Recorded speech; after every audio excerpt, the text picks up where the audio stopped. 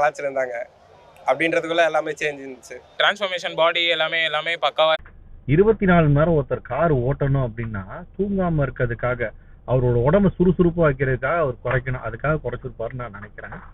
இப்ப அஜித் குமாரோட இந்த trailer release ஆச்சு பாத்திருக்கீங்களா? ட்ரைலர் ரிலீஸ் ஆகும்போது அந்த ரேசிங் கில்லிங் இந்த மாதிரி தான் இருக்கே தவிர நம்ம அதாவது கேட்கிறாரு அஜித் வாழ்க விஜய் வாழ்க அப்படின்னு சொல்லிட்டாரு இருப்பாரு. நம்ம எப்போ வாழ போறோம்னு கேட்கிறாரு பாருங்க. நம்ம அப்பா அம்மா வாழ வைக்கிறதுக்கு வழி இல்லாம காசு இல்லாம கஷ்டப்படுறாங்க, சொந்தக்காரங்க வாழ வைக்க மாட்டேங்கிறாங்க அதிகமா பணம் ஆச்சுனாலும். ஸோ அதெல்லாம் வேற வழி இல்லை அப்படின்னு சொல்லிட்டு நம்ம என்ன பண்றோம், ஒரு சினிமாவை பார்த்து இப்பா நம்மள மாதிரி ஒருத்தங்க இருக்காங்களா அந்த இடத்துலயாவது போய் சந்தோஷப்பட்டு இருக்கோம். அவங்களுக்கு அளவுக்கு மீறி, அதாவது அன்னைக்கு 50 ரூபா பெட்ரோல் விற்கும் போது 25 ரூபா வந்து தியேட்டரோட டிக்கெட் ரேட் ஏசியில விற்கும் போது இன்னைக்கு 100 ரூபா விற்கும் போது தியேட்டரோட ரேட் 300 ரூபா தாண்டி வித்துக்கிட்டு இருக்கு. 100-150 கோடி பணம் வாங்கி கூட நம்மளுக்கு தொழிற்சாலையை அமைச்சு கொடுக்காம இருக்காங்களே, இதுக்கு எப்ப கேள்வி எழுப்புவோம் அப்படிங்கிறது என்னோட